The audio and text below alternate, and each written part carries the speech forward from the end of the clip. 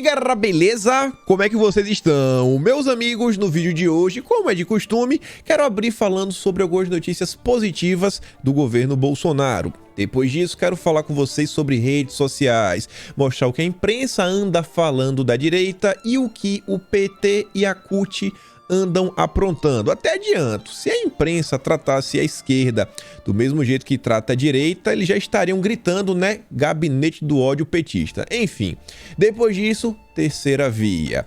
O pessoal do MBL anda trabalhando nos bastidores para evitar a cassação do Mamãe Falei. Tem algumas informações novas. E sobre o seu Sérgio Moro, galera, no dia de ontem o TCU decidiu por unanimidade aprofundar as investigações contra o ex-juiz Sérgio Moro. E quero também comentar com vocês sobre a ida dele para a Alemanha. E saiu uma matéria ontem também sobre a amiga do Sérgio Moro, a Ilona Zabó, aquela que tem foto com Fernando Henrique Cardoso, Jorge Soros e tudo mais. Depois disso, quero falar com vocês sobre legislativo. Uma nova frente aí que estão tentando criar no Senado, vão criar, né, do desarmamento. Quem está capitaneando a iniciativa é Elisiane Gama, vale a pena prestar atenção. E também só uma notícia que tem tudo a ver com um projeto de lei, né, a PL 191, que visa colocar o Brasil assim em rota para ser autossuficiente em fertilizantes. E essa notícia envolve Polícia Federal, prisão, gente da FUNAI, índios, confusão grande. Depois vamos falar de São Paulo, estado de São Paulo. Algumas coisas que aconteceram no dia de ontem que eu acho que vale bastante a pena a gente discutir. Envolve Guilherme Boulos, envolve, como posso falar, né, questão de uma estrutura, né, ao longo prazo, estrutura política, né, grupo político, e vamos falar do Tarcísio. Tem umas coisas pra gente falar do Tarcísio hoje meio complicadas, viu? Então, se segura aí, depois vamos também falar do Lulinha, algumas coisas que aconteceram. O último tema, acho que não vai dar tempo, né, vamos falar sobre a situação lá na Europa. Mas vamos começar aqui já com notícia positiva. Governo, né? O governo, você vê, olha como é a coisa, né? Governo, aí você se pergunta, qual governo? Qual governo? É exatamente isso que a grande imprensa faz. Imagina se fosse o Dória. Nem ia falar que era o governo de São Paulo, ia falar João Dória. Mas se fosse alguma coisa positiva do Lula, é o Lula. Mas como é Bolsonaro, eles não colocam nem governo federal, né? Que é pra ver se alguém desapercebido, governo, sei lá, deve ser o governo do Rio de Janeiro. Não, governo federal. Governo federal, né? O governo de Jair Messias Bolsonaro. Zero tributos de importação de etanol e de alimentos, como café e macarrão. Veja os produtos. Governo trabalhando para reduzir o preço dos produtos para o consumidor final. Mas o Estadão, né, faz a parte dele. Dá notícia boa, mas governo, né? Não pode deixar Bolsonaro levar os créditos. A Elisa trouxe aqui essa notícia.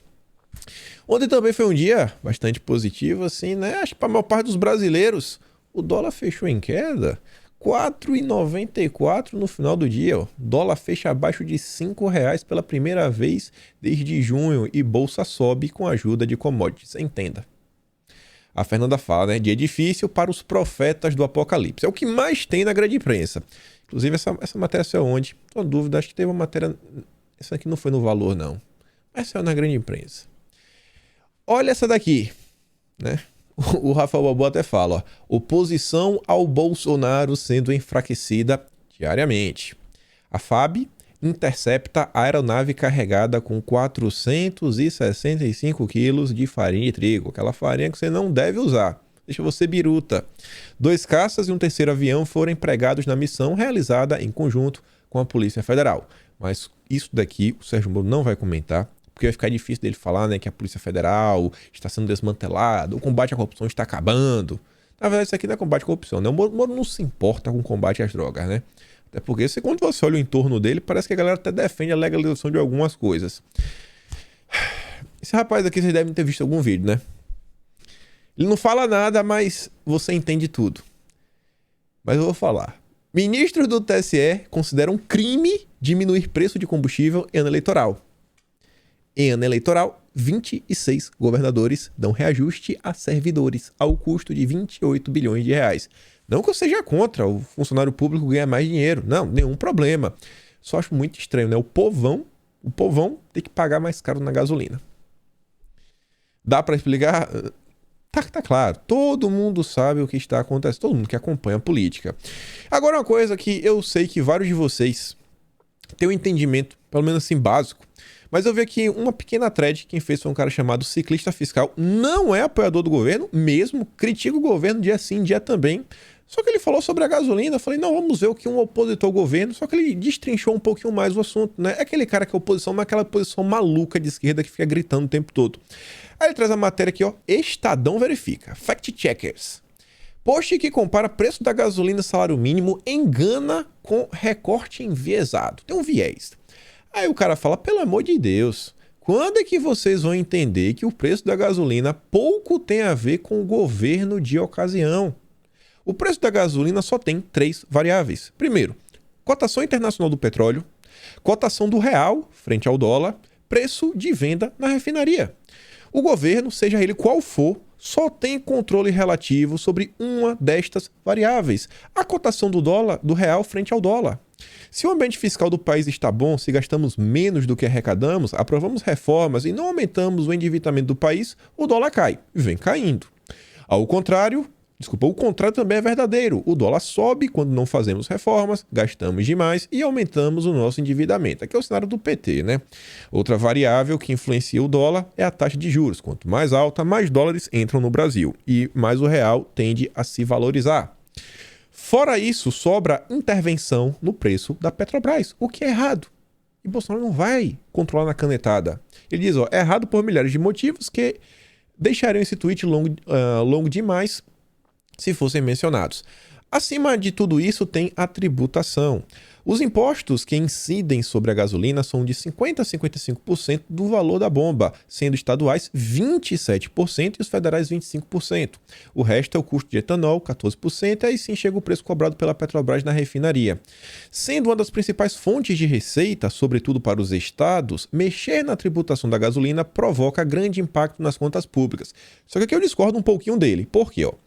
Reduzir significa subsidiar porque os governos teriam que arrecadar em outro lugar, o que deixariam de arrecadar com a gasolina. Mas então, o preço da gasolina, ela basicamente dobrou, né? Eu acho que isso dá mais do que dobrou. E a arrecadação, obviamente, ela mais do que dobrou. Se a gente, olha só, o Brasil sobrevivia muito bem, né? Os estados também. Se a gente fala o seguinte, não, vocês vão continuar ganhando, mas vocês vão ganhar, né, o mesmo valor que vocês ganhavam lá atrás, quando a gasolina estava uns R$4. Arrecadava, como nunca. Mas não, a arrecadação dobrou, aí ninguém quer abrir mão, né? No eleitoral, quem sabe dar um aumento aí para um para outro. O preço médio da gasolina no Brasil, em dólares, mesmo com todo esse cenário, está $1,30. E está ligeiramente menor que o preço médio global, $1,32. Usar como referência o salário mínimo, renda média, etc. não faz sentido porque a gasolina é uma commodity. Se somos pobres, o problema é nosso, não da gasolina. Mas tá aí. Todo mundo fala, a culpa é de Bolsonaro. Primeiro, a culpa não é de Bolsonaro, acho que tá bem claro. E segundo ponto, né? Tá longe de ser a gasolina mais cara do mundo. Tá abaixo do preço médio global. Ligeiramente abaixo. E esse mesmo rapaz fez essa charge aqui, eu acho que ajuda muito. Também para quem não acompanha a política, né? Como o cidadão médio imagina que funciona a economia? Esse cara aqui é Bolsonaro, né? O presidente. Agora eu vou subir o preço da carne. Aperta o botãozinho. Vou abaixar um pouquinho o preço do tomate. E o feijão acho que eu vou subir um pouquinho também. Mas só acho que é assim, né? Aperta um botãozinho aqui, um botãozinho lá, resolve tudo. Os preços estão altos porque o presidente é ruim. O presidente é ruim, o presidente é malvado. O Bolsonaro quer que as pessoas passem fome. Avançando aqui para o nosso próximo tema, redes sociais, vejam só o seguinte. Bolsonaro ganha 135 mil inscritos no Telegram após o Supremo determinar o bloqueio de aplicativo. Então, eu acho que já está bem desatualizado, muito desatualizado mesmo. E eu vou olhar aqui nesse momento, eu vou tomar sempre como parâmetro o número que Bolsonaro tinha na matéria da sexta-feira do Estadão, 1.086.000 seguidores. Neste exato momento, Bolsonaro já tem 1.270.051 seguidores no Telegram. Você vê, né? De 86 mil para lá dá 186 mil seguidores em 3 dias, né? Tá ruim não. Tá ruim não. Tem o triplo do que eu tenho, né? 3 dias. Bonorinho vai bem. Vai bem demais. Já tá quase 20%. Quase 20%. Né? Uns 17% de crescimento. Deu bom, né? Deu bom no final das contas. Agora sobre o Telegram. Olha só isso aqui, né? Eu adorei essa montagem que a Bia fez, essa colagem. Você vê, né? O cachorrinho aqui em dois momentos. Primeiro, ó, União Europeia. Como a Alemanha cercou o Telegram e conseguiu banir contas por crime de ódio. Nervoso. Ela tava nervosa. Aí depois veja, ó. Ai, gente, o Telegram foi liberado em todo o Brasil. Aproveite e inscreva-se no canal da Folha. Ai, só faltou botar assim um coraçãozinho, um emoji do coraçãozinho no final. A piada, né? A piada. Deixa eu ver aqui o canal da Folha. Aproveitar que eu tô aqui abrindo o computador. Deixa eu ver se eu acho rápido, né? Deixa eu botar aqui Folha. Folha de São Paulo. Achei, viu? A primeira aqui já. 8.869. Tem outro canal aqui, mas não é verificado. 5.243. O da Folha é verificado, 8.800. Ai, mas né? O pessoal não tá muito interessado em ler a Folha. Sobre as redes sociais que eu falei com vocês, né? Vejam só. O pessoal da Revista Oeste tem o... Como que eu posso falar, né? A hombridade de transmitir a notícia como realmente ela é. O fato. Sem tentar dar muita opinião já na manchete, ó. Contra fake news, CUT lança curso de, aspas, brigadistas digitais. O objetivo é combater a extrema-direita. Eles estão fazendo aqui o fato, né? Eles estão reproduzindo o que a CUT diz que vai fazer. Mas se fosse a Folha de São Paulo e fosse aqui, né, sei lá, um grupo apoiador do governo, sei lá, não sei se é chamar de miliciano, né, mas sei lá, milicianos digitais, apoiadores de Bolsonaro, né, legalizam e deixam claro a formação de um gabinete do ódio para desestabilizar o país em um ano de eleições, blá, blá, blá, blá, blá, e atacar a democracia e o Estado Democrático de Direito. Seria basicamente isso, uma manchete padrão sobre qualquer iniciativa similar de um apoiador do governo. A Ju até fala, pronto, temos agora, né, um gabinete do ódio, mas do bem da CUT. E se fosse o contrário? Aí eu fui lá dar uma olhada na matéria e ainda fica pior. A CUT lançou um curso, na verdade não lançou, já tem um tempo, vou mostrar para vocês. Trata-se de um grupo que vai aprender técnicas para divulgar material da CUT na internet, além de combater supostas fake news. Que técnicas são essas? Estranhíssimo, hein? Os brigadistas terão a tarefa de resgatar as informações factuais nas redes sociais, diz o presidente nacional da CUT, Sérgio Nobre. Em entrevista, olha só, jornal francês. É o Moro, né, na Alemanha, Lula rodando a Europa, a Argentina, os países socialistas ligados ao Foro de São Paulo, México, a CUT dá entrevista para o jornal francês. Segundo o Nobre, o objetivo dos brigadistas digitais é não se deixar abater pelas informações falsas da extrema-direita antes da eleição presidencial. Todos os veículos do Brasil, basicamente, são 99%, 95% são de extrema esquerda. Mas eles estão muito preocupados, né? Em um vídeo que circula nas redes sociais desde a semana passada, a CUT informa que pretende conseguir aproximadamente 100 mil brigadistas. Imagina, 100 mil pessoas treinadas para combater a direita e aprender, né, técnicas para divulgar material. Se fosse de direita, era melhor já deixar a malinha pronta e dormir de tênis, né? Porque era bem provável de a Polícia Federal bater logo cedo de manhã, né? E aí, na verdade, esse grupo não lançou agora, já tem um tempo. Só estão aí requentando porque isso é uma matéria na imprensa, né? Pra vocês verem, já estão um tempão aí trabalhando para isso. Mas você vê o PT mesmo, o partido do PT, o ponto verificada, em agosto do ano passado, a Yara trouxe aqui, ó, projeto Brigadas Digitais, lançado no aniversário da CUT, é considerado estratégico para fortalecer a defesa das pautas e lutas do movimento sindical. Aí o Sérgio Nobre tá lá, ó, em outubro, falando, ó, combater o bolsonarismo e eleger Lula presidente. Um grupo de 100 mil pessoas treinadas para divulgar notícias para eleger uma pessoa, ou seja, tem um foco eleitoral. Mas isso não é gabinete do ódio, isso não é um atentado às instituições, não é um atentado contra o democrata, não é nenhum problema. Vale tudo para a esquerda. Inacreditável, inacreditável. E eles vão tentar de tudo. Após polêmicas, MST lança site para vender bonés. Estilistas reforçam. Pode usar na balada sim, né? Até estilista está reforçando. Mas, gente, no final do dia, eu vi esse post aqui ontem. Cara, podem tentar 1.001 coisas, 1.001 artifícios. Eu não acho que é o Telegram que elegeu que vai reeleger Bolsonaro. Eu não acho que foi o WhatsApp que elegeu o Bolsonaro. Sabe o que elegeu o Bolsonaro? Sinceramente, não foram os canais. Os canais do YouTube podem ter ajudado. A rede social pode ter ajudado. Todo mundo pode ter ajudado um pouco. Mas sabe o que realmente, a meu ver, assim, se eu tivesse que apostar, falar, eu aposto nisso, é esse comportamento. Que eu garanto que vocês vão lembrar de algum momento da vida de vocês aí entre 2016 e 2018. O Demagogia do Oprimido, ele dando aqui um relato. Semana passada, conversava com um colega de trabalho, adepto da terceira via, decepcionado com os fatos recentes. Ontem, o mesmo mostrou que começou a ler O Mínimo que Você Precisa Saber para Não Ser Idiota, o livro do professor Olavo de Carvalho. Mais um voto convertido, mais uma alma conhecendo o bom caminho. Tá lá, o trabalho. Quantos de vocês conversaram com um, com outro?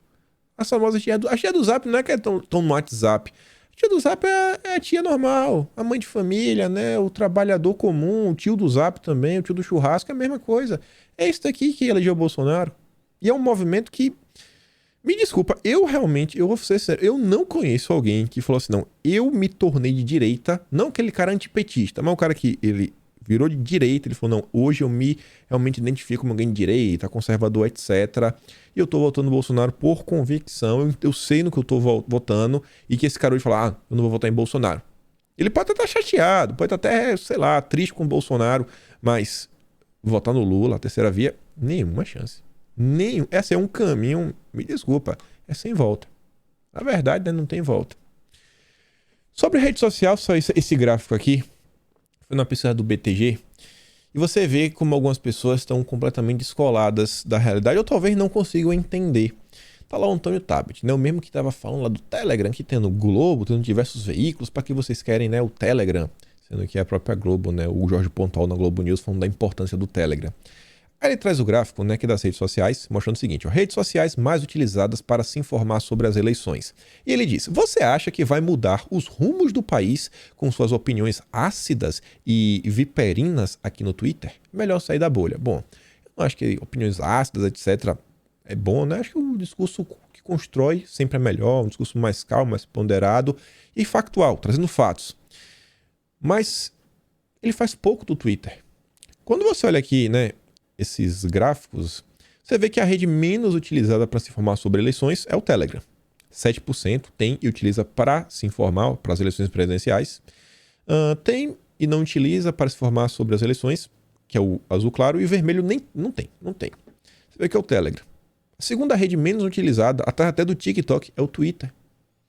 Mas, assim, cara, quem entende um mínimo dessa relação entre redes sociais deveria saber que a rede que mais pauta o debate no Brasil é o Twitter. É o conteúdo do Twitter que vai parar no Instagram. É o conteúdo do Twitter que vem parar no YouTube. Inclusive tá aqui, né? É o conteúdo do Twitter que vai pro Facebook. Os eventos acontecem no Twitter. Quantos eventos não aconteceram lá? Caso Mamata Connection, caso o Renan saber de tudo. Vai ter pra TV depois.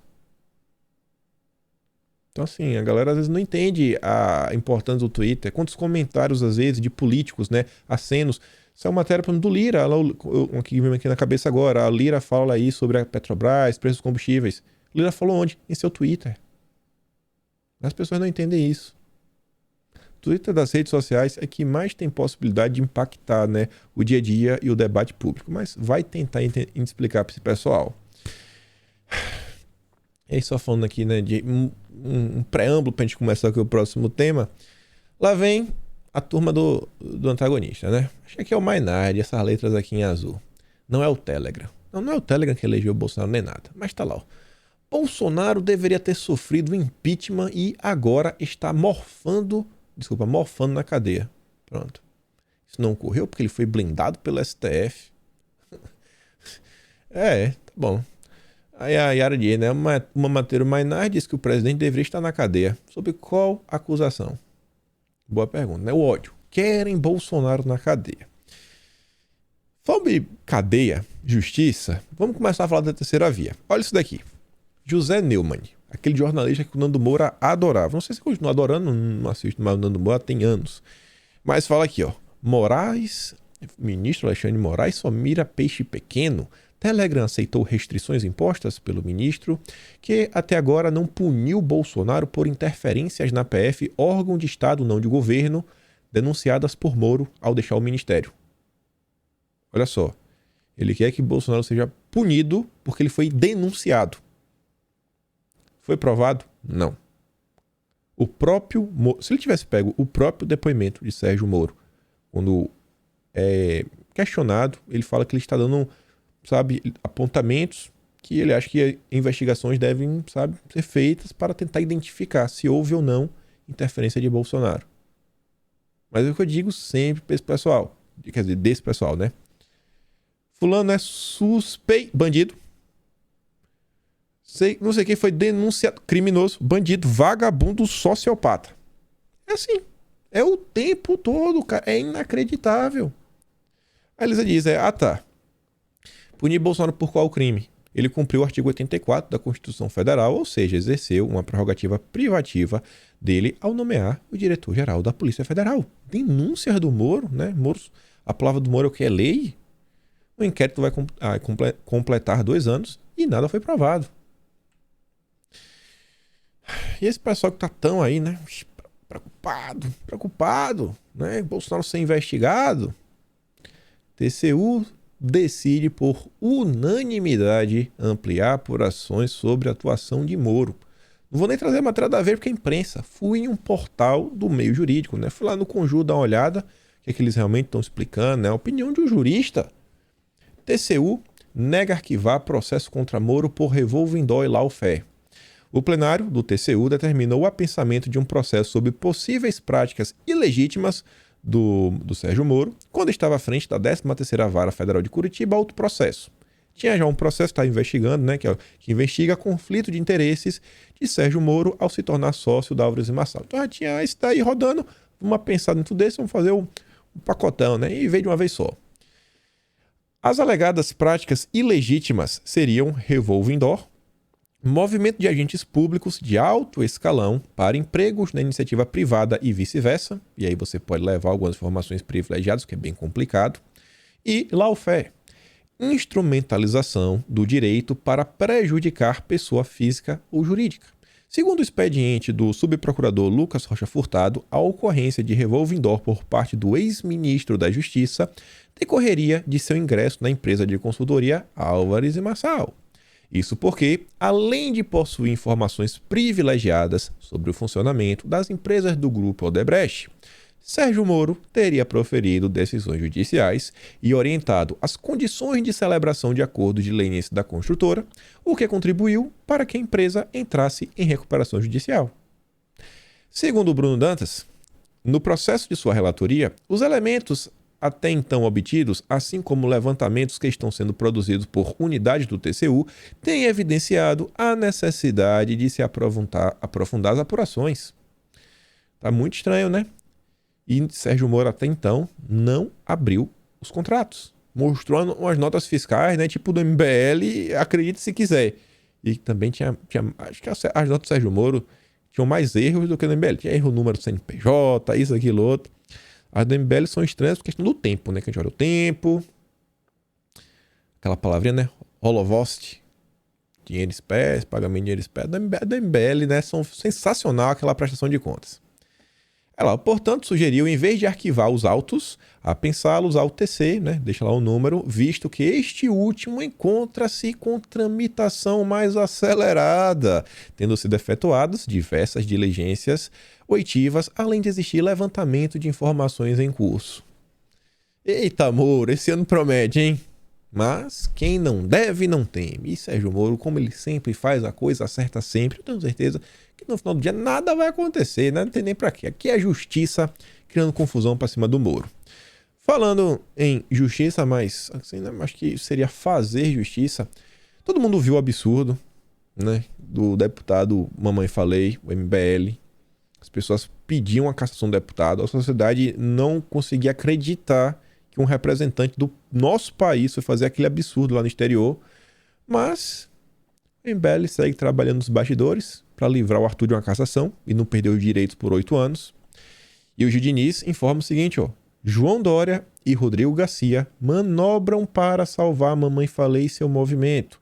Se Arthur não for cassado, o único responsável se chama Rodrigo Garcia, candidato de Dória ao governo de São Paulo.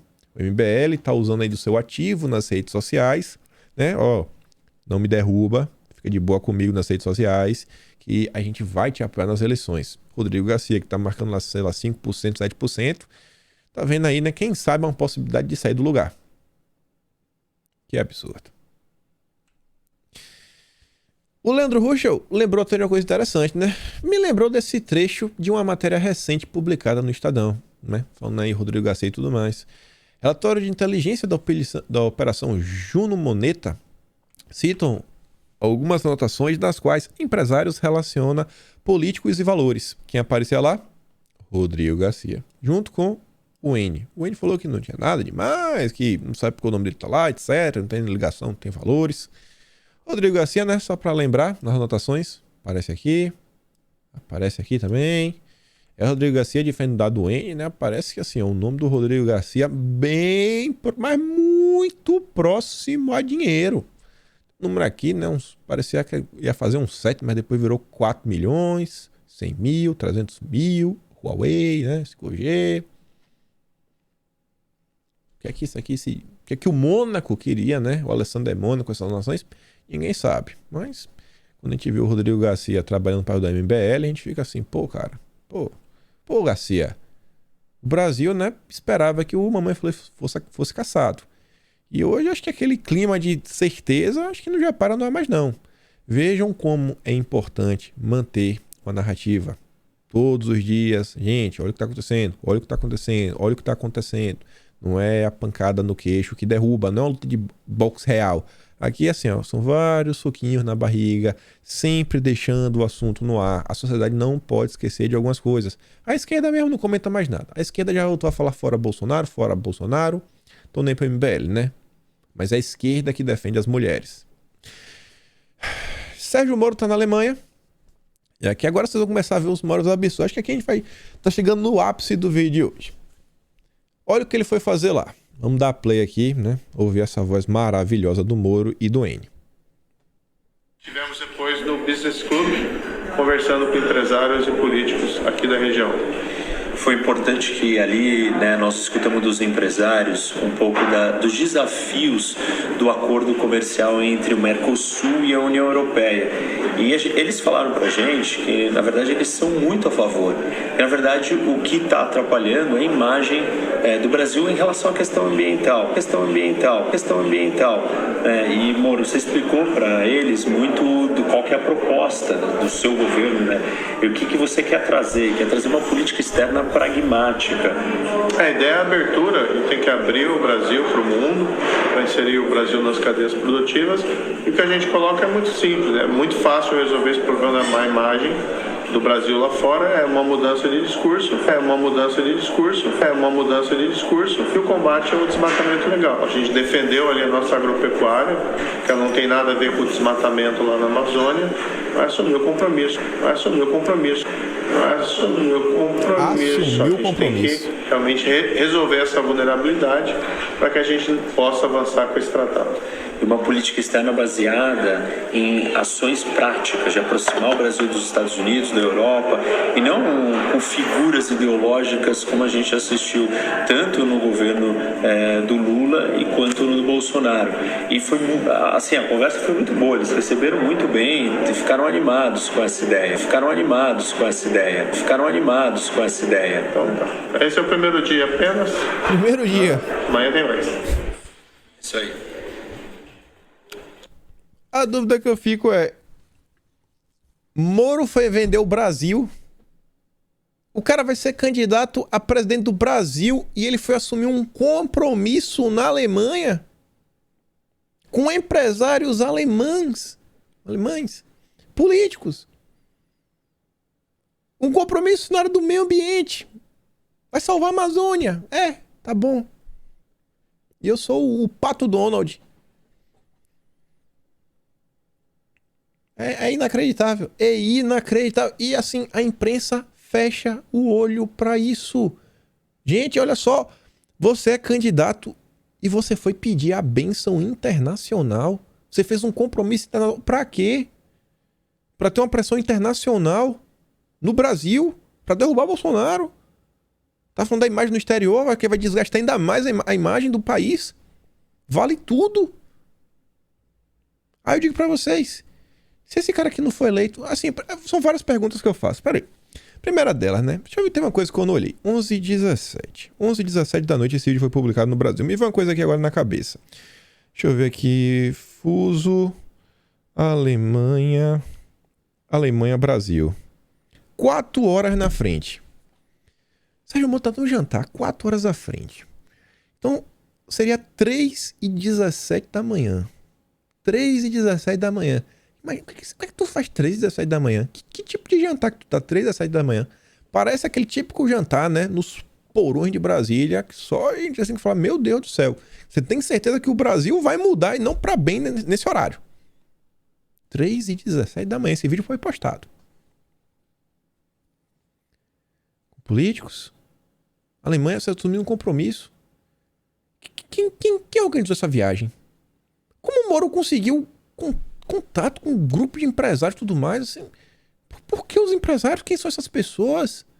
Sabe o que elas representam na Alemanha? Quem são esses políticos? Quais são os poderes dele? Quem essas pessoas servem? Quem financiou a campanha desses políticos, desses empresários? Quais são as pautas que eles têm? E a imprensa não questiona. É inacreditável. É inacreditável, porque você vê, pessoal, no final do dia, a mesma imprensa internacional, tem sido mais honesta na cobertura da viagem do Lula do que do Sérgio Moro. Porque do Lula, pelo menos, até a jornalista, né, do El País, que é um jornal de esquerda, ainda chegou pra ele e perguntou, Lula, e aí Nicarágua? O que você acha da Nicarágua? E o Lula falou, não sei o que, ele se decide lá, não sei o que, porque a Angela Merkel pode, ele não pode. Ele falou, mas Lula, o cara tá prendendo os opositores. O jornal internacional mostrou, cara, é um absurdo. Repercutiu internacionalmente de forma negativa. Perguntando o que você vai fazer aqui. O Moro não. Tá todo mundo calado, cortina de fumaça, vendendo ainda como se fosse uma coisa boa. O cara foi assumir um compromisso internacional caso ele vença. Mas vamos continuar. Ele e o N, né? O N também. Candidato do Moro. Senador por São Paulo. Mas beleza. Essa vocês conhecem. Não é deputada, não é vereadora, não é prefeita, não é governadora, não é senadora, não é nada. Nada. É ongueira. Acho que talvez vai ser pouco, né? Ela tem uma ONG aí, um instituto. É uma intelectual, né? Pra ficar mais bonita. Amiga do Luciano Huck. Matéria de ontem. Folha de São Paulo. Ilona Zabó é nomeada para Conselho de Assessoria ao Secretário-Geral da ONU. O secretário-geral da ONU é o cara mais importante da ONU. Ela está num conselho que está assessorando o cara mais importante da ONU. Olha onde essa bela senhora chegou. Vamos para a matéria. A presidente do Instituto Igarapé, Ilona Zabó, foi nomeada para o recém-criado. Olha só, criaram mais um órgão na ONU, mais um grupo, mais um conselho. Como o Sérgio Moro diz, mas só um conselho, não delibera nada. É só pitaco, é só ideias. Tá bom. Conselho Consultivo de Alto Nível do Secretário-Geral da ONU. Com foco na melhoria da governança de bens públicos globais. Eu estou ficando louco. Eu não sei...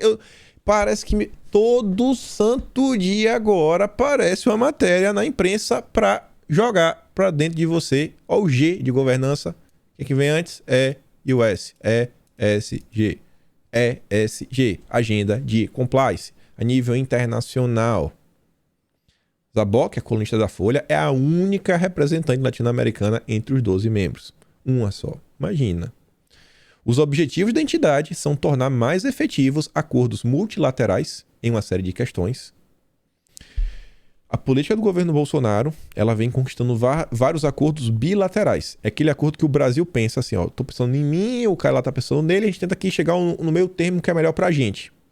Acordo multilateral é o seguinte, alguém, um burocrata, né, que não foi eleito por ninguém, tipo o Zabó, junto com essa galera aí, teve a ideia, a gente vai fazer isso daqui, é assim que vai funcionar, a União Europeia funciona assim, agora a gente vai criar um bloco mundial e quem faz parte disso tem que seguir essa linha, tem que fazer esses procedimentos. Então assim, não são os países que decidem, né? São os super-iluminados. E aí esse grupo super-iluminado vai tratar de uma série de questões como clima, desenvolvimento sustentável, paz mundial, espaço digital e, por fim, arquitetura financeira internacional. A gente vem discutindo o que está acontecendo lá na Europa. E como isso vem consolidando uma mudança, né, da ordem mundial que a gente tem. Inclusive o Biden falou sobre isso, nós estamos numa nova ordem mundial. E o Biden falou sobre essa questão financeira. Mas é tudo teoria da conspiração. E tá lá. Arquitetura financeira internacional. Os itens vão servir de subsídios durante a cúpula do futuro, proposta para 2023. Tá chegando 2030. Não vão conseguir cumprir, né, todos os itens. Aí já vamos fazer agora a cúpula do futuro. Nada para começar já a rever, principalmente a agenda 2040. Porque a 2030 tá muito perto, não vai conseguir todos os itens, vai jogar lá para frente, vamos botar para 2040 agora. Aí já tá aí. 2023, já pensando lá na frente. Compliance, controle, compliance, controle, compliance, controle. Eu entendo que a gente tem vários problemas no Brasil, sabe? Tem que resolver e tudo mais, mas o que eu digo assim, os problemas que a gente tem, gente, às vezes, você tá falando no nome do strike, eu desculpa, mas eu não acho que vai ser resolvido. O Brasil, né, vai ter jeito, vamos ter um impeachment no Brasil, disso, daquilo, outro. Eu não acho que vai resolver dessa forma. É tanta coisa que tá acontecendo, às vezes são pontos, são importantes, beleza, eu entendo, mas olha o cenário maior, olha o big picture, né? Bota todas as peças no quebra-cabeça. Aí junta isso daqui, ó. Junta aquilo ali a essa matéria. Eu sempre falo, o Estadão é o jornal do Sérgio Moro, é o jornal que fala de compliance, agenda verde em 2030, etc. O Estadão, ele é um dos 4 maiores jornais do Brasil. Acho que é o 3º maior. Tô na dúvida se ele é... Eu acho que é Globo, Folha, Estadão, é Globo, Estadão, Folha. Enfim, é um dos maiores do Brasil. Então não é assim, é o Estadão. O jornal, acho que já é centenário o Estadão. Aí veja só. Olha a notícia. Saiu hoje às 5 horas da manhã. Tá gravando esse vídeo às 7h37. Tem 2 horas que essa matéria foi no ar. Eu ia fechar o vídeo e eu vi isso. Falei, eu não acredito, estou ficando maluco. Parlamentares, não falou quais, eu não fui ainda para dar uma olhada, querem debate sobre função das agências reguladoras. Quem é que cria, né, as regulamentações, né? Regulamentação é a tradução para compliance em português. Compliance é uma palavra em inglês, né? O curso de regras. Regras bonitinhas. As agências reguladoras. As polêmicas envolvendo as agências reguladoras prometem ir muito além das indicações de diretores neste ano. Chega ao Congresso, até meados de abril, uma proposta, uma PEC, para mudar o funcionamento dessas instituições e esvaziar seus poderes. Será mesmo que eles querem esvaziar os poderes, né? Reduzir, né, esse controle por punho de ferro, de botar regras e mais regras e controlar o mercado, tipo assim, direcionar os rumos do mercado? Acho que não. A ideia é retirar funções como definição e o julgamento do cumprimento de regras do respectivo setor e delegar essas ações a conselheiros a ser criados dentro dos ministérios. Às agências, restaria apenas a tarefa de execução e fiscalização. O texto pretende alterar o artigo 37 da Constituição e pode atingir, inclusive, o Banco Central. Então, agora, o sistema de regra que vai dar o direcionamento, né, de várias políticas públicas e do funcionamento de vários setores chaves da economia do país, setores energéticos, né, telefonia, tudo para isso daí. Eles querem tirar a ideia de tirar das agências e colocar dentro do governo. E vai estar dentro dos ministérios. Ou seja, basicamente, num governo de esquerda, o Lula vai pintar, abordar e dar cambalhota. Não que isso não aconteça muito agora. O grande ponto da situação é o seguinte: eles não estão esvaziando. A preocupação aqui, na verdade, é tirar o poder das agências e colocar no controle do executivo. Vai ser delegações dentro dos ministérios. Ninguém quer retirar controle. Ninguém quer diminuir o controle. Ninguém quer diminuir a força da burocracia estatal. Não. A gente só quer mudar o dono. Quem vai controlar agora é fulano de tal. Embate, né? A PEC deve ser apresentada como uma espécie de reforma administrativa. A dificuldade esperada, no entanto, olha a dificuldade. O lobby dos funcionários das agências reguladoras, que devem tentar barrar o avanço da proposta durante o ano de eleição. Vocês acham que é porque eles estão com medo de perder o salário ou é porque estão com medo de perder o poder da caneta? O poder de direcionar todo um setor para qual caminho vai e deixa de ir. Você pega uma questão mesmo tecnológica, envolve, sei lá, telefonia. Você pode fazer vários tipos de especificações que você pode excluir empresas, direcionar para a empresa X, Y, Z, definir quais os rumos que a tecnologia vai tomar. É inacreditável. Você pega para o setor de meio ambiente, também pode fazer muita confusão, tornar empresas praticamente inviáveis, né? porque está poluindo demais, muito carbono. Olhem as discussões que estão em tona o tempo todo, gente. 2 matérias nas últimas. Tem uma terceira matéria que eu não sei, essa foi a pior de todas. Essa, eu falei, eu não aguento mais. É a matéria que fala assim, ESG em tempos de guerra. E aí fala sobre a situação na Europa e um comparativo com o Brasil. Quem escreveu a matéria é o pessoal do Instituto contra a Corrupção. Amanhã eu trago em vídeo. Um dos caras que escreveu é amigo do Sérgio Moro. Criado nos anos 90, olha só como são as coisas. Essas agências e esse coisa... Um amigo meu me falou isso uma vez e na época eu não conseguia entender. Ele falava, cara, a gente tá vendo até hoje, né, uma sociedade que ela foi construída pelos tucanos. É uma sociedade social-democrata. O funcionamento dela, o tempo foi passando, foi começando a ficar mais clara. Eu ainda sinto dificuldade para tentar explicar de forma mais clara. Mas você vê aqui, ó, essas agências, esse estilo de governo, esse projeto de país, foi criado nos anos 90. E devem atuar como órgãos de Estado com autonomia e independência para fiscalizar serviços de diferentes setores, como telefonia e energia. Elas foram criadas na onda de privatizações do governo do ex-presidente Fernando Henrique Cardoso. Aí só fica pior. Uma foto vale mais do que mil imagens, não vale? Olha ele. Olha o digníssimo Fernando Henrique Cardoso, junto com a gloriosa Ilona Zabó, que a gente acabou de falar. Junto com aquele print sensacional, né, do Moro, ó, tem uma coisa mesmo, séria, contra a FHC, né? Pô, acho questionável, pois melindra alguém cujo apoio é importante. Deve ter umas 2 semanas, no máximo umas 3 semanas, que a gente comentou sobre o Jorginho e o que ele fez lá na Ucrânia, como a Open Society Foundation ajudou a construir, né, um sistema jurídico naquele país, a Corte Internacional Anticorrupção, que eles estão loucos, a gente comentou no vídeo ontem, ajudou a construir, né, um sistema de compliance. Olha a matéria, olha o Estadão, olha o que está acontecendo. Olha onde a Ilona já foi parar.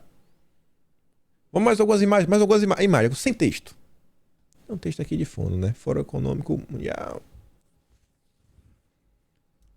Ó, Serginho. Esse aqui, ó, esse queixo do Santos Cruz, rapaz. Nossa senhora, viu? Que queixada é essa? Olha só a Ilona Zabó, né? De novo aqui, em 2 momentos. A mesma... Essa mulher é demais, cara. E a gente fecha aqui, né? É o meu parce. Ó, tá comigo. Meu candidato.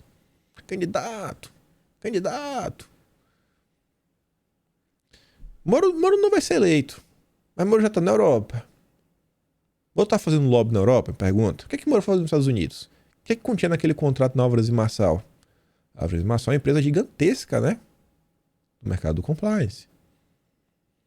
Esse cara vai dar muito trabalho. E esse tema, ele tá avançando muito rápido, porque, né, a esquerda percebeu que, assim, cara, a gente consegue avançar com isso daqui sem depender do legislativo, sem depender de políticos. A gente determina de lá de cima para baixo, vai atropelando tudo. Esquece soberania nacional. A gente vai impor via, né, o poder do dinheiro. Porque... A gente comentou no vídeo ontem, né? Se você direciona o dinheiro para alguns setores, outros setores vão desaparecer, não vai conseguir ter financiamento, não vão conseguir entrar na bolsa de valores, etc. Você controla ali. Então, sei lá, o governo libera a PL, a gente vai falar dela, o 91, PL 191/2020. Você pode ir lá minerar lá na Amazônia, beleza, vai lá, minera. Tá, mas você não consegue pegar dinheiro em banco nenhum. Você não vai conseguir investimento. Vai lá, arruma aí, vai, 3 bilhões para começar. Beleza, arrumei. Tenta vender agora. Não tem rastreabilidade no teu produto, não vou comprar. O mercado internacional vai pagar, sei lá, 10%. Enfim. Aí juntando aqui, né, só porque a gente começou a falar do Fernando Henrique Cardoso, a Folha de São Paulo, não só, né, tá promovendo documentário, como dá promover o debate. O documentário do FHC, O Presidente Improvável. Sabe onde é que vai acontecer esse filme? Na sala de cinema do Itaú. Itaú do Luciano Huck, amigo da Ilona Zabó, né? Tá bom. Dirigido por Belisário França, o filme A Campanha FHC conversa sobre sua trajetória no governo e atual momento político do país e do mundo. Entre os participantes do longa estão Gilberto Gil, o ex-presidente americano Bill Clinton e o historiador Boris Fausto. Bill Clinton, democrata, né? O Moro tem também uma parceria aí com os democratas americanos. Nada estranho por aqui. Nada estranho. Vamos adiantar, eu quero falar de São Paulo. Vai passar um pouco de uma hora. A gente não vai falando de Lula hoje. Frente parlamentar pelo desarmamento será instalada nesta terça. Olha a malvadeza que já estão pensando. Será instalada nesta terça-feira a Frente Parlamentar pelo Desarmamento, que tem o objetivo de promover debates sobre o tema no Congresso Nacional e atuar em favor do desarmamento no Brasil. Olha que ideia sensacional. Imagina se fosse uma frente pelo armamento, né? Ia chamar de democrática. A Frente Parlamentar pelo Desarmamento foi criada pela Elisiane Gama, aprovada pelo Senado, e ela foi motivada pelos decretos de Bolsonaro. Para quem diz aí, né, não ia xingar, não vou. A galera assim que não tem nada na cabeça, que diz que Bolsonaro abandonou a agenda que o elegeu, tá aí, ó. Foi por causa dos decretos que ele fez, lá, né, que facilitou para você se defender, tá aí, uma frente parlamentar para tentar desfazer o que o governo fez. O grupo será integrado inicialmente por senadores e senadoras que assinarem a ata de sua instalação. Depois, outros parlamentares a nível federal podem fazer parte dessa frente, assim como organizações sociais e entidades civis, as ONGs. No Senado a gente não tem nenhum senador de direita. Não tem. Eu acho que eu espero que como é? O Duval, acho que é Marcos Duval, né? Ele também é mais ligado a essa causa. Nesse ponto aqui, eu acho uma certeza assim que eu apostaria um trocado, que o pessoal do ProArmas, né, o pessoal do Marcos Polon, o pessoal engajado, eles devem participar disso daqui. Nesse âmbito aqui, a gente tem um instituto assim, realmente organizado dentro da direita, que realmente luta, acho que, pelos anseios da sociedade, de paz da sociedade. Os caras são um exemplo. Espero que eles toquem esse barco aí. Vão precisar de muito apoio e muita ajuda. O colegiado terá como função editar e apresentar projetos que visam o desarmamento e, olha só, orientações para regular limitações de compra, porte, uso, registro, transporte de arma de fogo. Querem banir tudo. Na justificativa do projeto, a Elisiane Gama fala o seguinte, ó, mais diversos segmentos da sociedade para assim atuar em favor da construção de uma cultura de paz. A democracia exige essa atitude de senadores e deputados de fortalecer o movimento pela vida e contra a violência. A política do desarmamento consolidada no país não pode ser perdida para uma efêmera ideologia armamentista. A esquerda não dorme em serviço. E no dia de ontem saiu uma notícia em vários veículos. Polícia Federal prendeu o cacique mesmo, índio, e servidor da FUNAI por suspeita de garimpo ilegal em terra indígena. Olha só, né? A investigação da PF apontou que o servidor trabalhava como uma espécie de agente duplo, utilizando o cargo para repassar previamente informações a garimpeiros sobre a realização de operações contra crimes ambientais. E ele cobrava, né, um trocadinho pelas informações. Os agentes também identificaram participação de a liderança indígena suspeito de receber cerca de 20% do ouro extraído da terra. Esta é a segunda operação em menos de uma semana que mira servidores da FUNAI e lideranças indígenas no Mato Grosso. Na última quinta, o alvo foi um esquema de arrendamento de terras indígenas para pecuaristas. O outro alvo foi uma liderança da terra indígena, não sei pronunciar esse nome, do povo Chavante, suspeito de receber R$900 mil por mês para autorizar fazendeiros a entrarem no território indígena.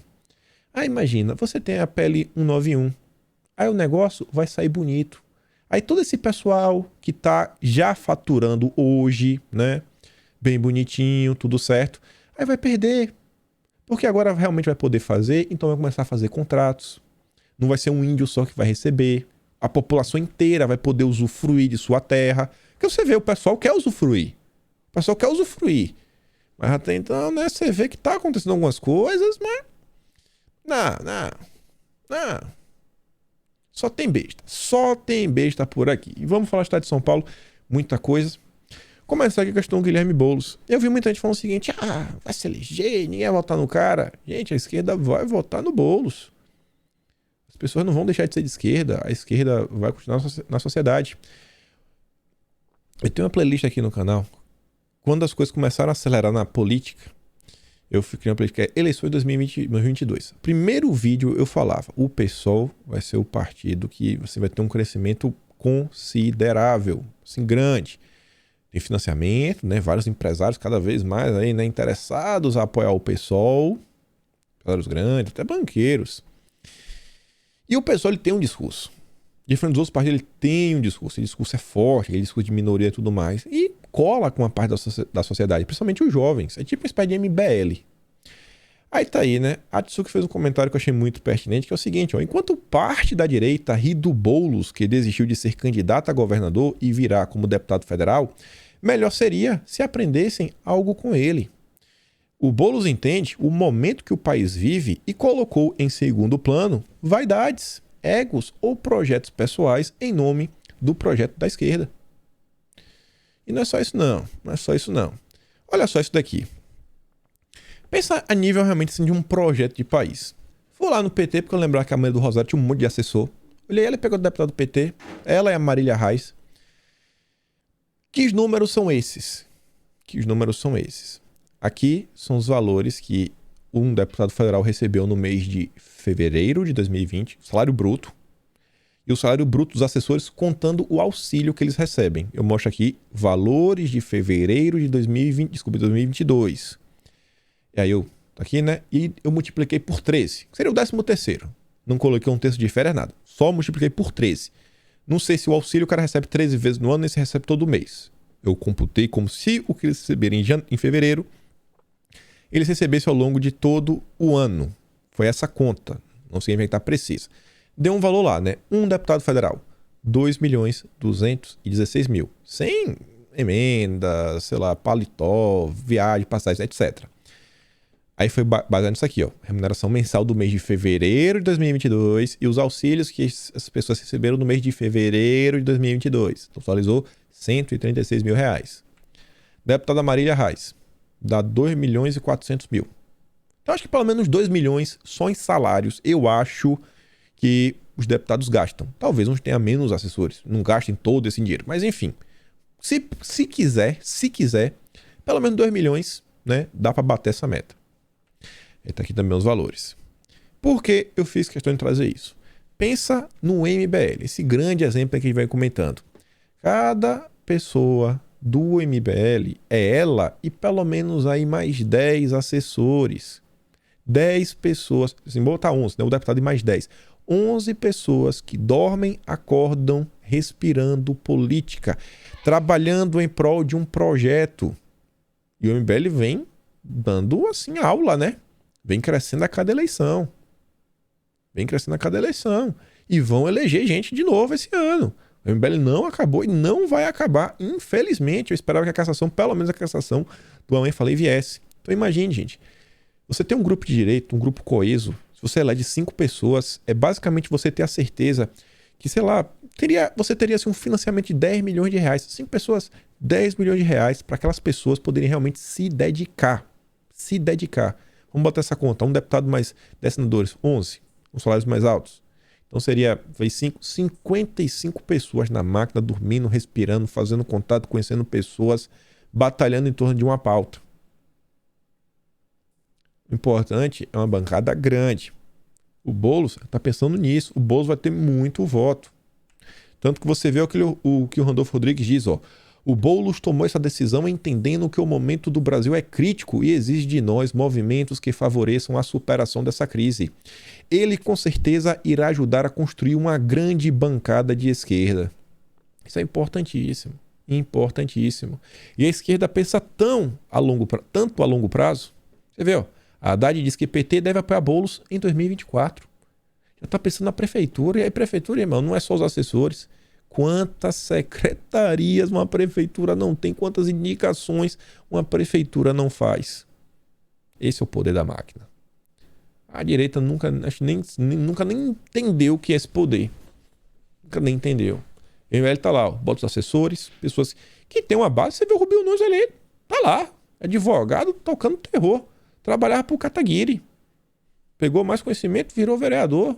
Aí bota gente. Aí os assessores dessa galera agora já vai ser candidato de novo. E pau torando. E aí sobre o estado de São Paulo. Tem que ser justo, né? Tem algumas coisas que a gente sempre tem que comentar. Quando o Bolsonaro estava para ir pro PL, a gente trouxe, né, os vários pontos. Alguns pontos de por que Bolsonaro tomou aquela decisão. E a gente também teve que mostrar, né, todos os problemas que estavam acontecendo. E aí eu me deparei com a notícia que fiquei assim um pouco... Sabe? Fiquei assim, pô, cara, achei meio estranha essa notícia.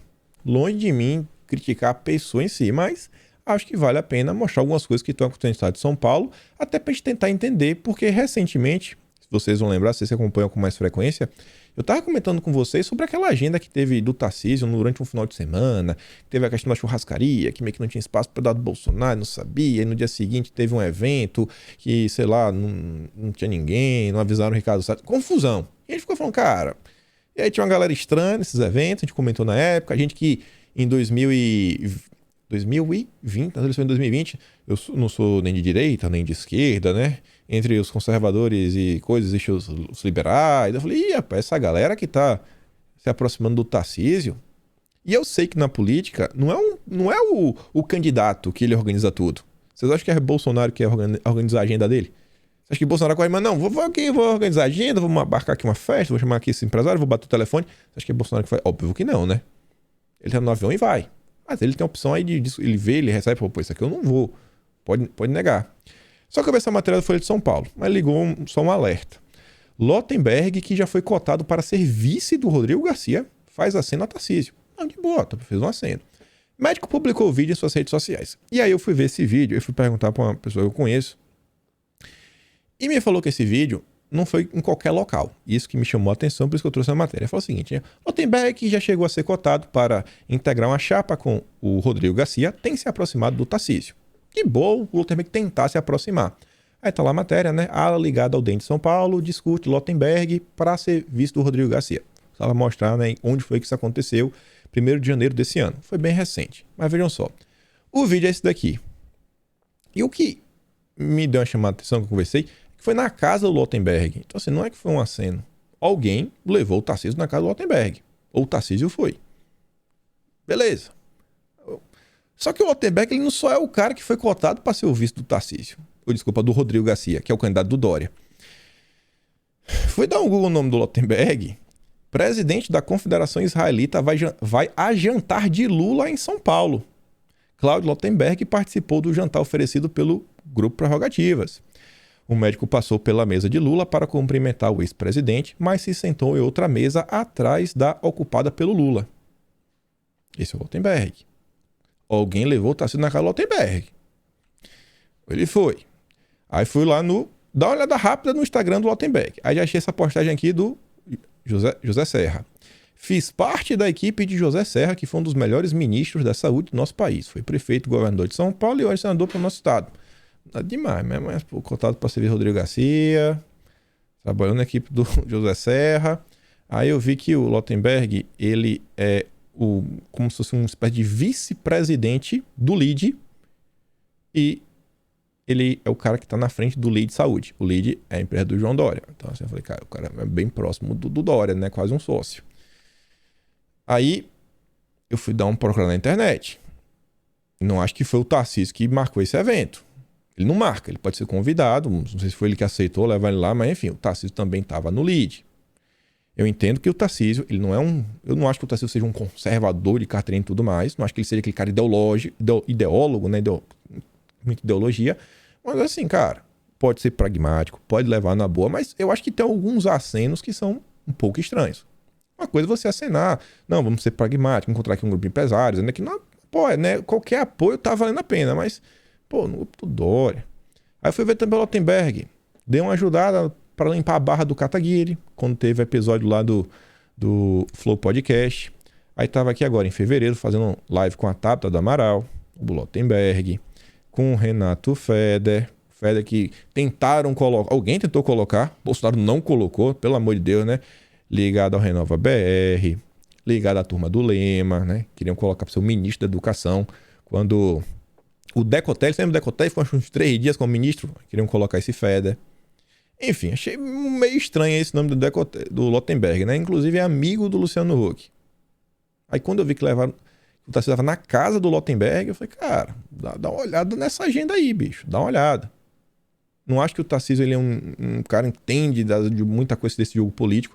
Acho que ele foi, às vezes, quem levou, às vezes, na melhor das intenções. Ele também, né, o presidente dessa questão que envolve os israelitas. É um grupo que apoiou o Bolsonaro, né, o pessoal, os judeus no Brasil. Mas sei que também tem um pessoal que é mais ligado à esquerda. Enfim. Só aquela coisa assim que eu acho que vale a pena a gente ficar meio de olho. Porque assim, né, tem que tentar ser um pouco mais justo possível. Tem algumas notícias que chamam minha atenção.